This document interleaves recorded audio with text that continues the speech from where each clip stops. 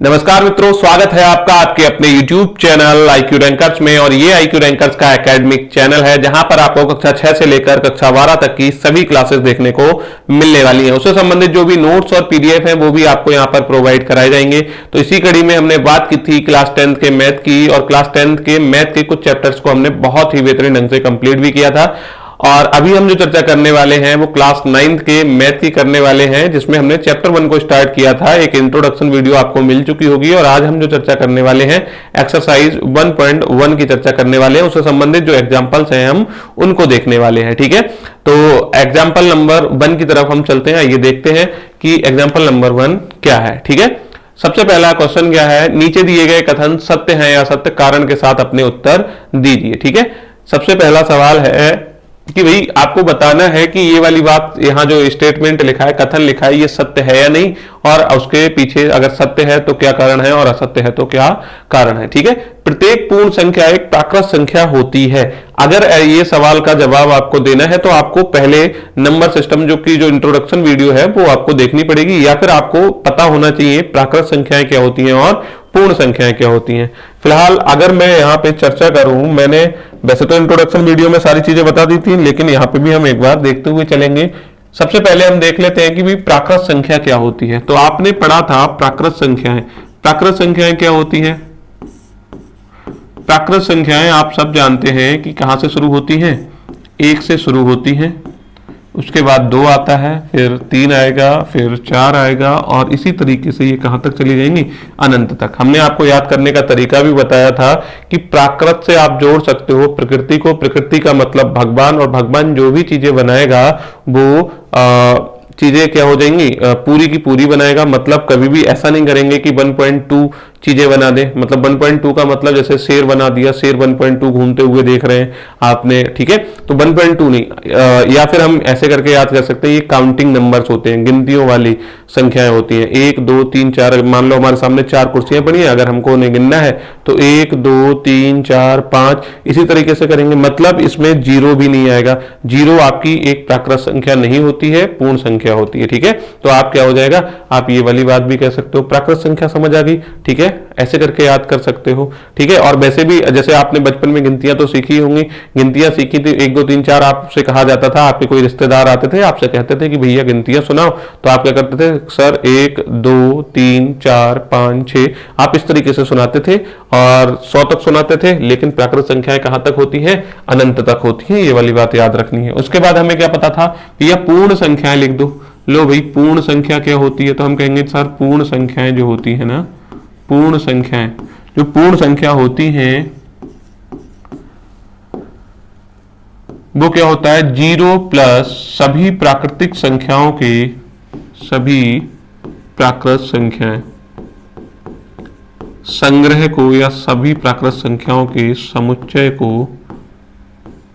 आप क्या कह दोगे, आप कह दोगे पूर्ण संख्या। ठीक है, अच्छा पूर्ण संख्याओं में अगर मैंने बात की, पूर्ण संख्याओं में आपका क्या आएगा, 0 1 2 3 4 5, और कहां तक चले जाएंगे, इसी तरीके से हम अनंत तक। क्लियर है इतना? 0 प्लस सभी प्राकृत संख्याएं आपकी क्या होती है, पूर्ण संख्याएं होती हैं। 0 1 2 3 4 5 6। ठीक है, और अनंत तक ये चीज चली जाएंगी। क्या बोला भैया, प्रत्येक पूर्ण संख्या एक प्राकृत संख्या होती है।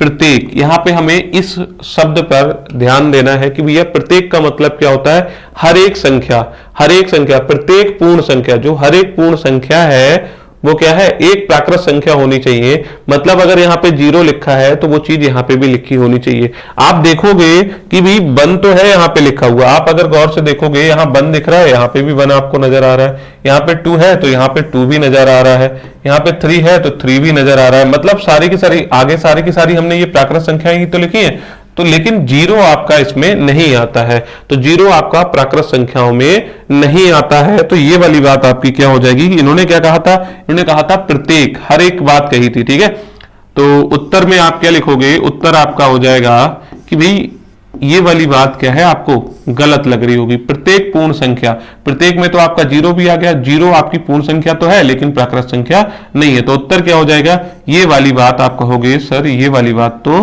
असत्य हो जाएगी। अब पूछेंगे कि भैया कारण क्या है, तो हम इन्हें बताएंगे कि कारण क्या हो जाएगा।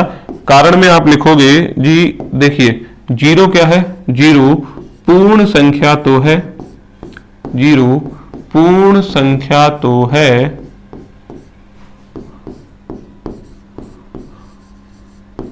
किंतु प्राकृत संख्या नहीं, किंतु प्राकृत संख्या नहीं। ठीक है,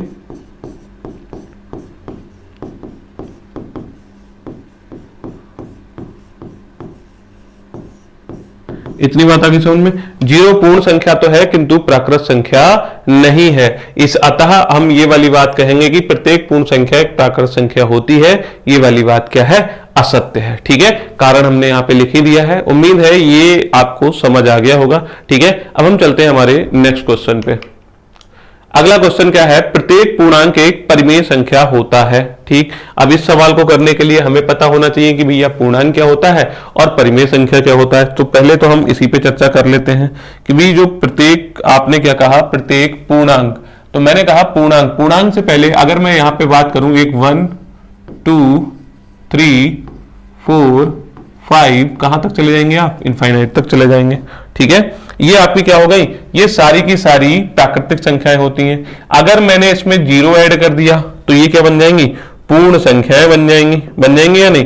और अब मैंने अगर इसमें यहाँ पे नेगेटिव नंबर्स भी ऐड कर दिए तो ये आपके क्या बन जाएंगे, पूर्णांक बन जाएंगे। तो पूर्णांक कहां से आते हैं भैया, माइनस अनंत से लेकर प्लस अनंत तक की जो संख्याएं होती हैं वो आपके क्या कहलाते हैं, पूर्णांक कहलाते हैं। तो मैं इन्हें लिख देता हूं कि भाई पूर्णांक तो हमारे रहे ये।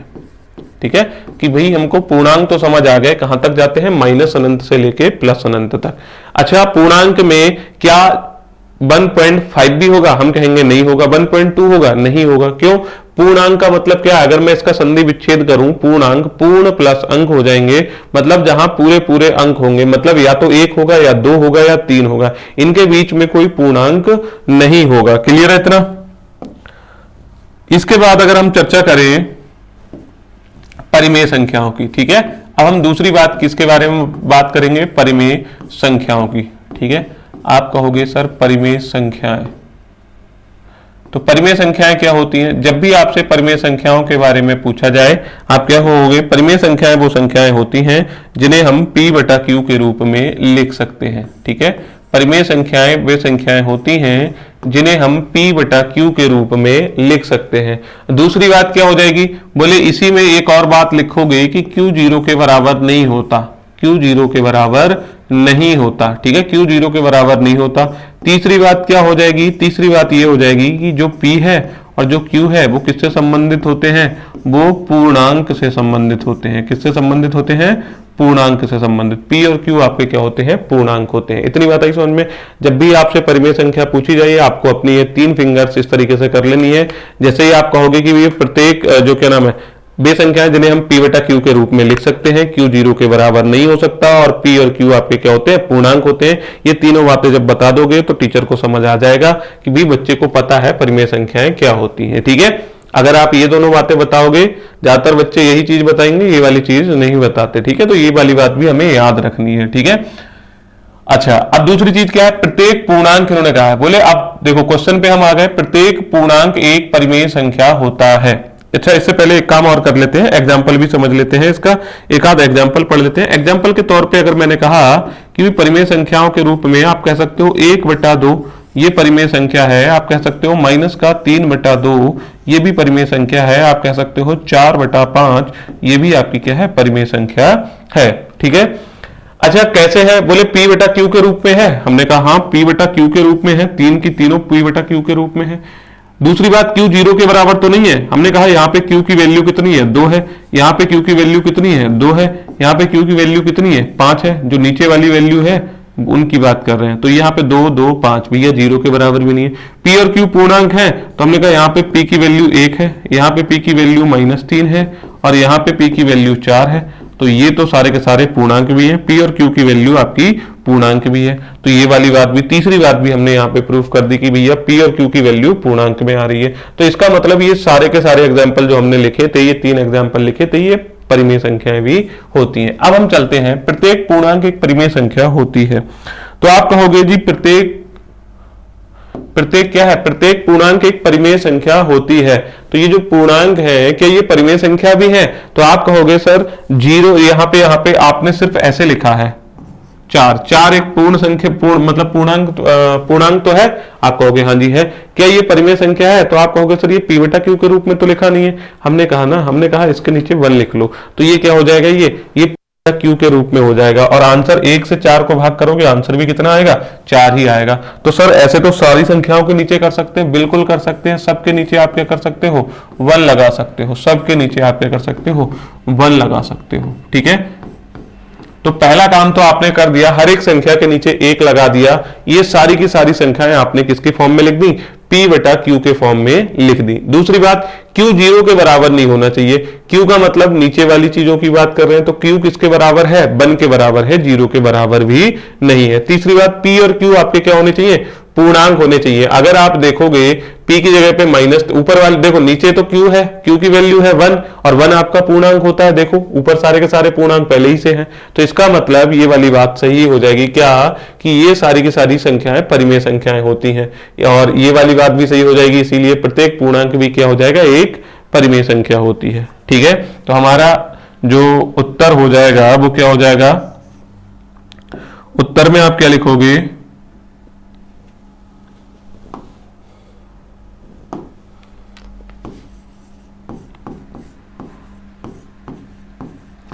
ये वाली प्रत्येक पूर्णांक एक परिमेय संख्या होती है। तो आप कहोगे कि सत्य कथन गुरुदेव।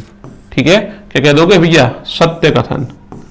अगला क्या हो जाएगा, कारण। कारण सहित अपना उत्तर बताइए भी, कारण भी बताइए इन्हें। तो कारण इसका क्या हो जाएगा, आप कहोगे प्रत्येक पूर्णांक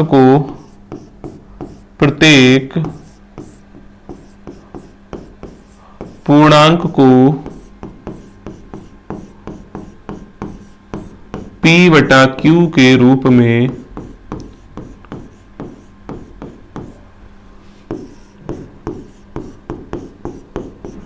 लिखा जा सकता है।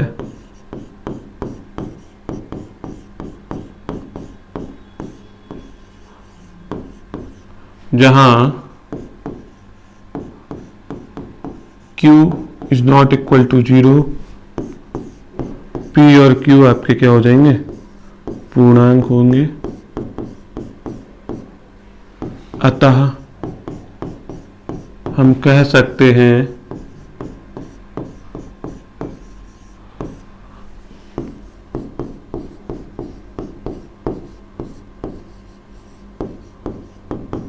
कि प्रत्येक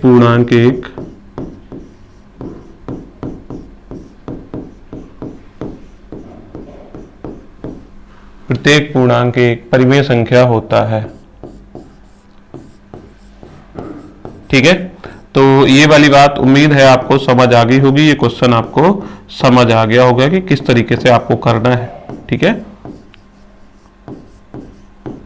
ठीक है, इतनी बात आ गई समझ में। अब हम चलते हैं हमारे नेक्स्ट क्वेश्चन पे।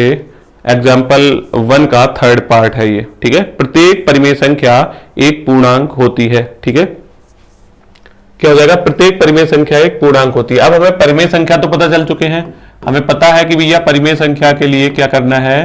परिमेय संख्या के लिए हमें 3 पॉइंट याद रखने हैं। क्या, कि भाई p बटा q के रूप में होगी, q 0 के बराबर नहीं होता, और p और q आपके क्या होते हैं, पूर्णांक होते हैं। ठीक है, ये वाली बात आपको याद रखनी है।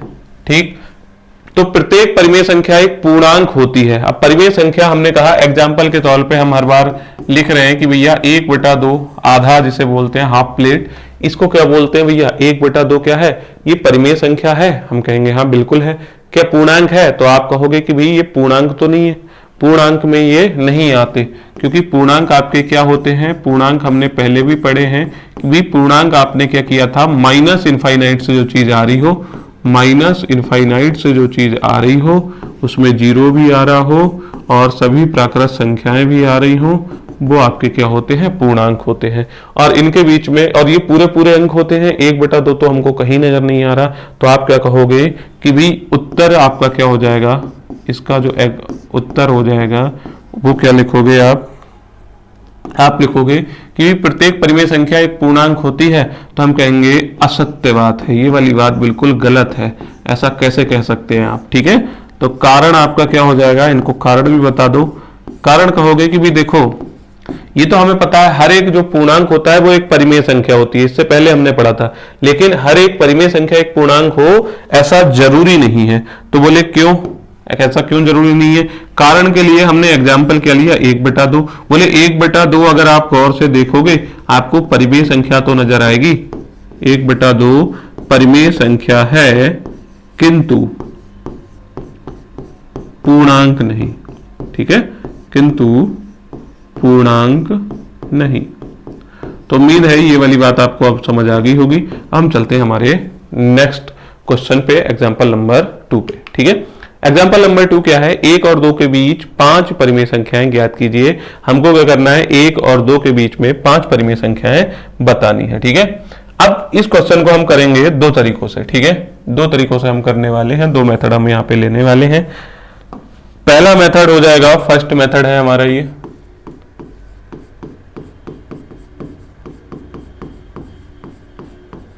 फर्स्ट मेथड में क्या करेंगे, देखो मैं अगर आपको समझाने की कोशिश करूं कि मुझे मान लो 5 और 7 दो संख्या दे रखी है, इनके बीच की एक संख्या लिखनी है, 5 और 7 के बीच की एक संख्या लिखनी है। 5 और 7 के बीच में आप सबको पता है 6 आएगा, 5 और 7 के बीच में कितना आएगा, 6 आएगा। तो कैसे लिखेंगे भैया, हमने कहा कि भी 5 में 7 जोड़ो और उसका क्या कर दो, आधा, बीच की संख्या निकल जाती है। मतलब दो संख्याओं को जोड़ के अगर उसका हम आधा कर देंगे तो बीच की संख्या निकल जाएगी, उसका या तो कह सकते हो औसत निकल जाएगा। ठीक है, तो आपका क्या आ जाएगा, 6 आ जाएगा। तो आपका इस तरीके से आंसर। अगर बोले हमें 5 और 6 के बीच की संख्या निकालनी है तो मैं कहूंगा कि भैया 5 में 6 जोड़ो और 2 से भाग कर दो, मतलब 11/2 हो जाएगा।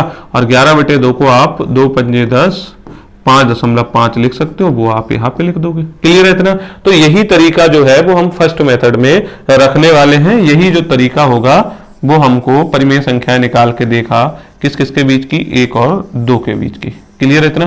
कितनी लिखनी है, 5 परिमेय संख्याएं, तो 5 परिमेय संख्याएं अभी हम लिखने वाले हैं। ठीक है, 1 और 2 के बीच की 5 परिमेय संख्याएं, मैं यहाँ पे 1 लिख देता हूं और यहाँ पे 2 लिख देता हूं। ठीक है, कैसे करेंगे, पूरे क्वेश्चन को ध्यान से समझने की कोशिश करेंगे। पहली संख्या हम लिखने जा रहे हैं। पहली संख्या में हम क्या करेंगे, हम कहेंगे 1 में 2 जोड़ो और उसका क्या कर दो, आधा कर दो। इसका मतलब क्या हो जाएगा, 3/2 हो जाएगा। और अगर आप गौर से देखो 3/2 का मतलब 1.5 भी होता है, वो 1 और 2 के बीच में ही आता है। ठीक है, फिलहाल हम इसको नहीं लिख के सीधे 3/2 ही यहाँ पे लिख देते हैं। तो पहला आपको मिल गया, पहली एक संख्या जो मिल गई 3/2, वो आपको यहाँ पे नजर आ रही होगी। ठीक है, नेक्स्ट अगली जो संख्या है वो लिखनी है भैया हमको। अगली संख्या, एक परिमेय संख्या हमको मिल गई, दूसरी परिमेय संख्या बोले 3/2 और 2 के बीच की लिख के दिखा दो। तो हमने कहा भी 3/2 में क्या कर दो, सीधे 2 जोड़ दो। 3/2 में कितना जोड़ दो, 2 जोड़ दो और उसके नीचे 2 से भाग कर दो। 2 से भाग कर दिया, क्या हो जाएगा, 2 दूनी 4 और 3 7, ऊपर हो जाएगा भैया 7/2। नीचे कितना हो जाएगा, नीचे हो जाएगा आपका 2, इसको अपॉन 1 लिख दो। ठीक है, 2/1 लिख सकते हैं, इसको भी हमने फ्रैक्ट मतलब भिन्न के रूप में लिख लिया। एक भिन्न ये रही, एक भिन्न ये रही। जब हम इस भिन्न से इस भिन्न को भाग करेंगे तो भाग करने का तरीका क्या होता है, 7/2, इस भाग के निशान को गुणा में परिवर्तित कर देते हैं, 1 ऊपर चला जाता है, 2 नीचे आ जाता है।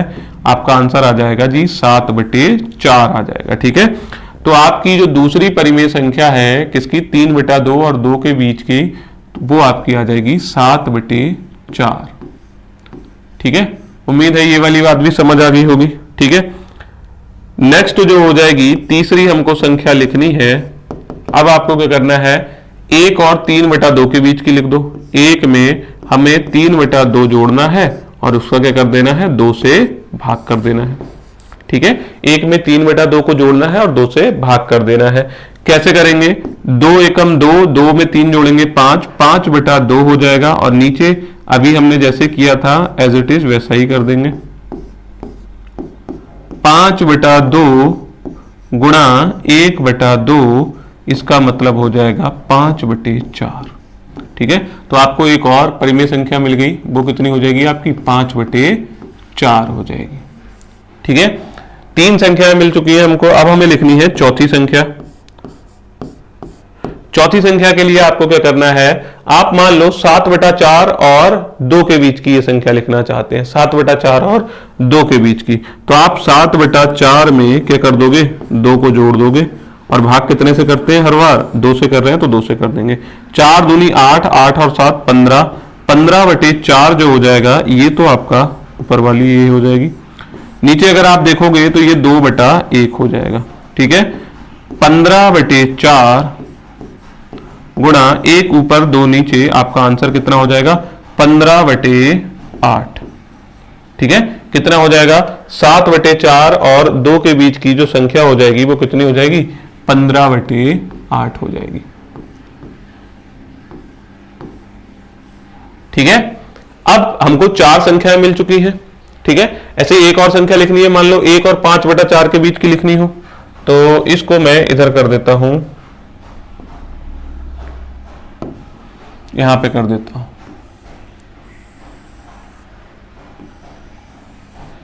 सबसे पहले 1 + 5/4 को ऐड कर देंगे और 2 से मैं क्या कर दूंगा, इसको भाग कर दूंगा, तो 4 एकम 4 और 5 9, 9/4 हो जाएगा और इसको 2 से भाग कर देना है, तो 2/1 यहां पे लिख दिया।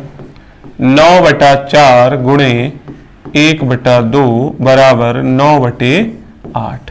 ठीक है, तो आपका यहां पे 9/8 आ जाएगा। तो हमने 5 परिमेय संख्याएं लिख दी। इस तरीके से एक मेथड तो आपका ये रहा। ठीक है, थोड़ा सा टफ पड़ता है ये मेथड। सेकेंड मेथड अब हम सीखते हैं। सेकेंड मेथड या अल्टरनेटिव मेथड हम बोल सकते हैं भैया। देखो क्या है इसमें, 1 और 2 के बीच 5 परिमेय संख्याएं लिखनी है, तो हमने यहां पे लिखा भाई 1, यहां लिखा 2। कितनी परिमेय संख्याएं लिखनी है, तो गई 5 परिमेय संख्याएं लिखनी है। हमने कहा 5 लिखनी है, तो एक काम करो, उस 5 में 1 जोड़ दो, उस 5 में क्या करो, 1 जोड़ दो, कितना हो जाएगा, 6 हो जाएगा। हमने कहा ठीक 6 लिख लो। बोले अगर 10 निकालनी होंगी तो क्या करेंगे, तो हमने कहा 10 में 1 जोड़ लेना, 11 हो जाएगा। बोले 15 निकालनी होंगी तो 15 में 1 जोड़ देना, 16। ठीक है, 1 जोड़ के रख लेना है। ठीक है, दूसरा काम क्या करना है, इसको परिमेय संख्या के रूप में लिख लेना है। ठीक है, परिमेय संख्या के रूप में 1/1, 2/1, इस तरीके से हमने इसको परिमेय संख्या के रूप में लिख लिया। ठीक, अब आपको क्या करना है, ये जो 6 हमने लिखा था, 6 जो हमारा आया था, इससे ऊपर नीचे आपको क्या करा देनी है, गुणा करा देनी है। इससे ऊपर नीचे आपको क्या करा देनी है, गुणा करा देनी है। ठीक है, तो बोले 6 एकम 6 बेटा कितना हो जाएगा, 6, 6/6 आ जाएगा। मैंने कहा 6/6 का मतलब क्या होगा, बोले 6 से 6 को भाग करोगे 1 ही तो होगा। ठीक है, हमने जो 1 की 6 से गुणा कराई, ये एक परिमेय संख्या हो गई, इससे हमने ये कराई, गुणा कराई, तो ऊपर नीचे जब भी हम सेम संख्या से गुणा कराते हैं तो उस फ्रैक्शन पे कोई फर्क नहीं पड़ता, या उस परिमेय संख्या पर कोई फर्क नहीं पड़ता, और या फिर हम कह सकते हैं कि वो तुल्य परिमेय संख्या निकल के आती है। ठीक है, ऐसे ही अगर मैं यहाँ पे कहूं 2 छंग 12 हो जाएगा और 6 एकम 6 हो जाएगा, और अगर मैं 6 से 12 को भाग करूं तो आंसर आपका क्या आ जाएगा, 2 ही आएगा। ठीक है, तो 12/6 2 आ रहा है, तो ये भी आपकी क्या है, तुल्य परिमेय संख्याएं हैं। ठीक है, इतनी बात आई समझ में। अब नेक्स्ट स्टेप में आपको क्या करना होता है, इनके बीच की परिमेय संख्याएं लिखनी होती हैं। तो आपको भैया 6 से 12 तक जाना है, तो 6 के बाद कितना आता है, आप कहोगे जी 7 आएगा, तो हम कहेंगे 7/6 कर दो, 8/6 कर दो, 9/6, 10/6 और 11/6। कितनी हो गई, 1 2 3 4 5, 5 हो गई कि नहीं हो गई, आप कहोगे हाँ जी 5 हो गई। तो हमने कहा 1 व 2 के मध्य, 1 व 2 के मध्य 5 परिमेय संख्याएं, 5 परिमेय संख्याएं कौन कौन सी हो जाएंगी, तो आप कहोगे जी एक तो 7/6 हो जाएगी, 8/6, 9/6, फिर 10/6 और फिर 11/6। ठीक है, तो 5 हमने यहाँ पे लिख के दिखा दी और 5 हमने यहाँ पे लिख के दिखा दी। ये 5 संख्याएं हो गई, तो टोटल हमने 10 लिख के दिखा दी। इन्होंने आपसे पूछी थी 5 परिमेय संख्याएं। आप किसी भी तरीके से वो संख्याएं निकाल सकते हो। और परिमेय संख्याएं 1 और 2 के बीच कितनी परिमेय संख्याएं हो जाएंगी, यही क्वेश्चन आ गया। तो आप कहोगे 1 और 2 के बीच में अनंत परिमेय संख्याएं होती हैं और हम अनंत इसी तरीके से लिख भी सकते हैं। ठीक है, क्लियर है इतना। नेक्स्ट जो क्वेश्चन हो जाएगा उस पर चलते हैं। अब हमारी आ गई एक्सरसाइज। ठीक है, 2 एग्जाम्पल थे, दोनों एग्जाम्पल्स को हमने समझाने की आपको कोशिश की और उम्मीद है आप लोगों को वो चीजें समझ भी आ गई होंगी। ठीक है, अब हम चलते हैं एक्सरसाइज 1.1 पे और इसका पहला क्वेश्चन देखते हैं। ठीक है, क्या शून्य एक परिमेय संख्या है? ठीक, क्या शून्य एक परिमेय संख्या है? कैसे आप p बटा q के रूप में लिख सकते हैं? तो हम कहेंगे आंसर में सीधे सीधे भाई शून्य एक परिमेय संख्या है। शून्य कैसे लिखा जाता है? शून्य ये हो गया शून्य। हमने कहा इसके नीचे क्या 1 लिख सकते हैं? p बटा q के रूप में ही तो होती है परिमेय संख्या, p बटा q के रूप में लिख दी। 1 से 0 को भाग किया, रहेगा वो 0 ही। ऐसे ही 0 बटा 2 कर दो, आंसर क्या आ जाएगा? 0। तो हमने इसको p बटा q के रूप में लिख दिया। q की जगह पे 0 तो नहीं लिखा जी, q की जगह पे तो 1 लिखा है। देखो जरा, p बटा q के रूप में p 0 के बराबर है, q के बराबर, q किसके बराबर है? 1 के बराबर। तो q 0 के बराबर भी नहीं है। अच्छा, p और q पूर्णांक है, तो p और q आपके पूर्णांक भी है। क्लियर है इतना। तो इन्होंने क्या बोला, क्या शून्य एक परिमेय संख्या है? तो हम कहेंगे हाँ, हाँ शून्य क्या है आपका? एक शून्य एक परिमेय संख्या है। शून्य एक परिमेय संख्या है। क्या इसे p बटा q के रूप में लिखा जा सकता है? हाँ, शून्य को p बटा q के रूप में लिखा जा सकता है।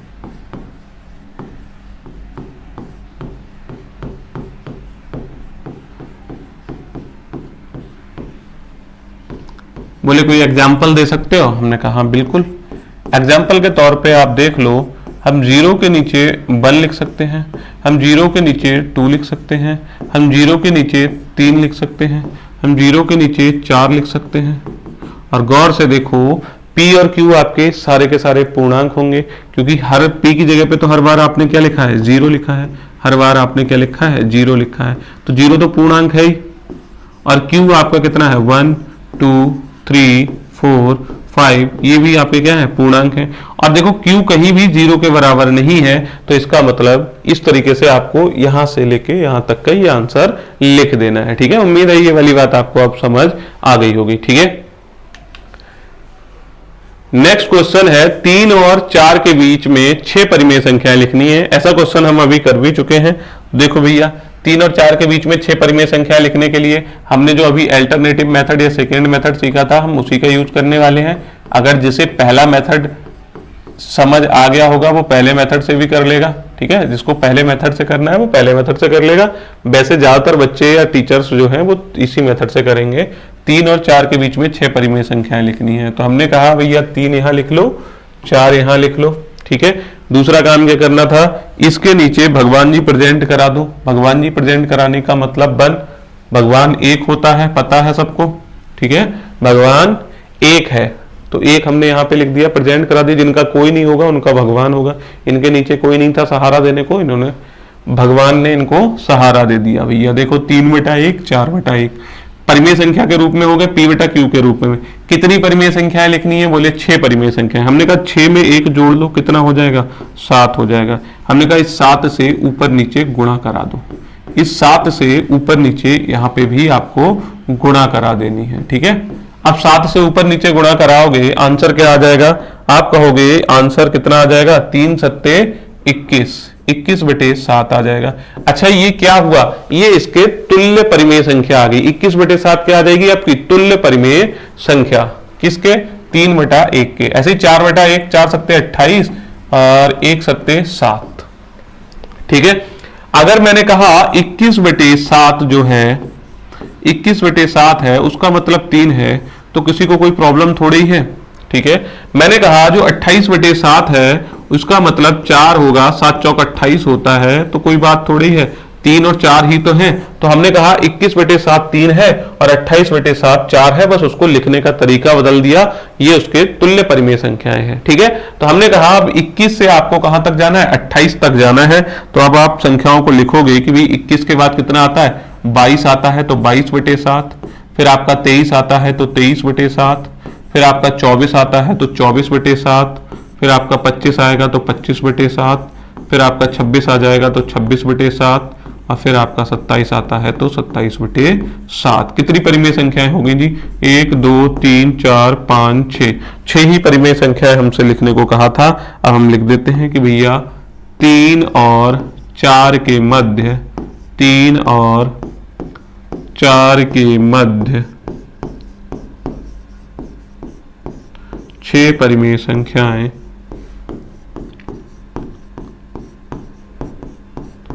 6 परिमेय संख्याएं कौन कौन सी हो जाएंगी, 22/7, 23/7, 24/7, 25/7, 26/7 और 27/7। ठीक है, तो 3 और 4 के मध्य 6 परिमेय संख्याएं आपकी कौन कौन सी हो जाएंगी, 22/7, 23/7, 24/7, 25/7, 26/7 और 27/7। किसी की कुछ और आ रही है तो वो भी सही हो जाएंगी। वैसे इस तरीके से करोगे तो यही संख्याएं आएंगी। ठीक है, नेक्स्ट क्वेश्चन क्या है, 3/5 और 4/5 के बीच 5 परिमेय संख्याएं ज्ञात कीजिए। फटाफट कर लेते हैं भाई, अब इतनी बात तो समझ आई गई होगी। 3/5 और यहां पे लिख देते हैं 4/5। अच्छा, ये पहले से ही P/Q के रूप में है, मतलब परिमेय संख्या के रूप में लिखा हुआ है, तो पहला स्टेप तो हमारा हट ही गया। दूसरा काम क्या करना है कि भाई कितनी परिमेय संख्या लिखनी है, 5। तो हमने कहा भैया 5 में क्या करो, एक जोड़ो, कितना आ जाएगा, 6 आ जाएगा। हमने कहा उसी 6 से ना ऊपर नीचे गुणा करा दो, तो बोले 6 से ऊपर नीचे गुणा करा देते हैं। लो 3 छक 18, 5 छक 30, क्या निकल के आया, आप कहोगे ये दोनों जो भिन्ने हैं वो क्या है, तुलनात्मक भिन्ने हैं, तुलनात्मक परिमेय संख्याएं हैं। 4 छंग 24, 5 छक 30, आपका क्या हो जाएगा, ये 24/30 हो जाएगा। हम कहेंगे 4/5 और जो 24/30 है वो क्या है, आपकी तुल्य परिमेय संख्याएं या तुलनात्मक भिन्ने हैं। ठीक है, तो अगर मैं यहाँ पे कहूं कि जो 18/30 है, या फिर मैं यहाँ पे कहूं जो 24/30 है, ये 24/30 किसके बराबर है, तो आप कहोगे ये जो 24/30 है ना, ये तो भाई ये तो 4/5 के बराबर है। ठीक है, ये किसके बराबर है, 4/5 के बराबर। और ये 6 तियां 18, 6 पंजे 30, ये 3/5 के बराबर है। इन्हीं के बीच की तो परिमेय संख्याएं लिखनी थी, तो अभी लिख दो। आगे जो परिमेय संख्याएं हो जाएंगी, 18 से कहां तक जाना है, 24 तक। तो आप कहोगे भैया 19/24, ठीक है, 20/24, 21/24, 22/24 और 23/24। ठीक है, अब आप क्या कहोगे, लिखोगे कि भाई 3/5 और 4/5 के मध्य 5 परिमेय संख्याएं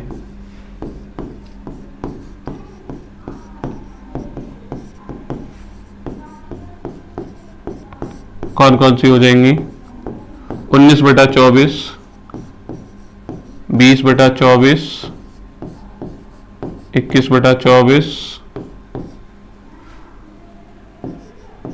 22/24 और 23/24। ठीक है, अच्छा देखो, इन सवालों में अगर आप देखोगे ये जो 5 है और ये जो 5 है, ठीक है, मतलब यहां पे जो इनका हर है वो बराबर है। अगर हर बराबर नहीं होगा तो हर बराबर नहीं होगा तो हम उनके हर को बराबर करेंगे। पहले कैसे करेंगे, एलसीएम लेके। ठीक है, जैसे अगर हमारे पास इन्होंने कहा 1/2 और 2/3 के बीच की परिमेय संख्याएं ज्ञात करनी है, तो इसमें हम क्या करेंगे, दोनों को हर को बराबर करेंगे। इसको भैया 6 बना लो, 2 तियां 6, ऊपर नीचे गुणा करा लो, और ये कितना हो जाएगा, 3 दूनी 6, ऊपर नीचे भैया 2 से गुणा करा लो, तो 3/6 हो जाएगा ये, और ये कितना हो जाएगा, 4/6 हो जाएगा। ठीक है, अब हर बराबर हो गए। अब आप क्या कर सकते हो, अब ये बिल्कुल ऐसा ही क्वेश्चन बन गया, 3/5 और 4/5। अगर ऐसा क्वेश्चन आपको देखने को मिलता है तब आप इस तरीके से कर दोगे, पहले हर बराबर करोगे और फिर इस तरीके से इस क्वेश्चन को सॉल्व कर दोगे। ठीक है, तो उम्मीद है ये वाली बात आपको समझ आ गई होगी। क्वेश्चन नंबर 3 आपको अच्छे से समझ आ गया होगा। ठीक है, अब हम चलते हैं हमारे नेक्स्ट क्वेश्चन पे, जो कि है नीचे दिए गए कथन सत्य हैं या सत्य, कारण के साथ अपने उत्तर दीजिए। प्रत्येक प्राकृत संख्या एक पूर्ण संख्या होती है। इतनी देर से हम यही सवाल कर रहे हैं कि भाई प्राकृत संख्या क्या होती है, तो आपको पता है कि भाई प्राकृत संख्या क्या होती है। ठीक है, प्राकृत संख्या क्या होती है, सर बचपन में सीखी थी ना गिनतियां, प्राकृतिक रूप से वही हमारे मुंह से निकलती हैं। आपने बताया था कि इस तरीके से याद रख सकते हो। ठीक है, फिर बोले पूर्ण संख्या क्या होती है, तो आपने ये भी बताया था कि 0, जब हमने पहले कल प्राकृत संख्याएं पढ़ी थी तब एक बात और कही थी कि भाई 0 प्लस सभी प्राकृत संख्याएं क्या होती हैं, आपकी पूर्ण संख्याएं होती हैं। क्या मतलब हुआ जी इसका मतलब ये हो गया 0 आएगा और फिर 1 2 3 4 5 ये सारी की सारी संख्याएं भी आएंगी। ठीक है, तो प्रत्येक प्राकृत संख्या एक पूर्ण संख्या होती है। ये प्राकृत संख्या हो गई, ये पूर्ण संख्या। प्रत्येक प्राकृत संख्या का मतलब क्या हुआ, प्रत्येक का मतलब हो गया हर एक प्राकृत संख्या इसमें आनी चाहिए। 1 आ रहा है कि नहीं आ रहा है, हाँ जी आ रहा है। 2 आ रहा है, हाँ आ रहा है। 3 भी आ रहा है, 4 भी आ रहा है, 5 भी आ रहा है, मतलब हर एक संख्या आपको यहाँ पे नजर आ रही होगी। ठीक है, तो आप क्या कहोगे, उत्तर में जो लिखोगे, उत्तर आपका क्या हो जाएगा, जो जवाब हो जाएगा आप कहोगे सत्य कथन गुरुदेव। क्या कहोगे भैया, सत्य कथन। ठीक है, सत्य बात है। प्रत्येक प्राकृत संख्या, हर एक प्राकृत संख्या देख लो एक पूर्ण संख्या होती है। पूर्ण संख्या में है या नहीं, तो आप कहोगे हाँ है, तो ये वाली बात क्या हो जाएगी, सत्य। कारण क्या लिखोगे, कारण कहोगे कि भाई पूर्ण संख्याएं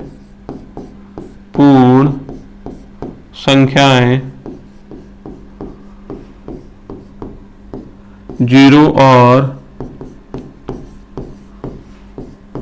सभी प्राकृत संख्याओं का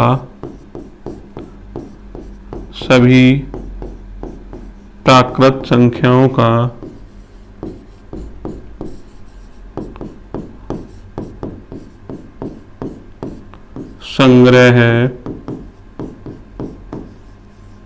ठीक है, अतः हम ये वाली बात कह सकते हैं, अतः प्रत्येक पूर्णांक संख्या एक पूर्ण संख्या होती है। पूर्ण संख्याएं 0 और सभी प्राकृत संख्याओं का संग्रह ही तो है। अब 0 और सभी प्राकृत संख्याएं उसमें आ रही हैं, तो हर एक प्राकृत संख्या एक पूर्ण संख्या भी तो होगी। क्लियर है इतना। नेक्स्ट चलते हैं, हमारा अगला क्या हो जाएगा, प्रत्येक पूर्णांक एक पूर्ण संख्या होती है। अब प्रत्येक पूर्णांक की बात कर रहे हैं, हर एक पूर्णांक, हमें पूर्णांक पता है भैया, पूर्णांक क्या हो जाएंगे, तो आप कहोगे जी पूर्णांक, पूर्णांक तो मतलब क्या हो जाएगा, -5 हो जाएगा। आपने बताया माइनस अनंत से लेके प्लस अनंत तक आप जाओगे, उसमें ऋणात्मक पूर्णांक भी आएंगे, 0 भी आएगा और धनात्मक पूर्णांक आएंगे। और इन्हीं धनात्मक पूर्णांकों को हम क्या बोलते हैं, प्राकृतिक संख्याएं बोलते हैं। और अगर 0 भी उनमें ऐड हो गया तो पूर्ण संख्या है, और नेगेटिव नंबर्स हो गए तो पूर्णांक हो गए। अब अगर मैंने कहा भैया पूर्ण संख्या बताओ, पूर्ण संख्या, तो पूर्ण संख्या आपने कहा कि भाई 0 प्लस सभी प्राकृत संख्याएं, अभी तो आपने बताया था। मतलब कहानी कहां से शुरू होगी, यहां से 0 1 2 3 4 5 और इधर। ठीक है, तो इन्होंने क्या बोला, प्रत्येक पूर्णांक एक पूर्ण संख्या होती है। प्रत्येक भैया, हर एक पूर्णांक, ये जो हर एक पूर्णांक है एक पूर्ण संख्या होती है, मतलब इसमें भी लिखा होना चाहिए। तो आपने देखा कि भाई इधर तो सब कुछ मिल रहा है, ठीक है, इधर तो सब कुछ मिल रहा है, लेकिन ये जो जितने भी नेगेटिव नंबर्स हैं, ये जितने भी नेगेटिव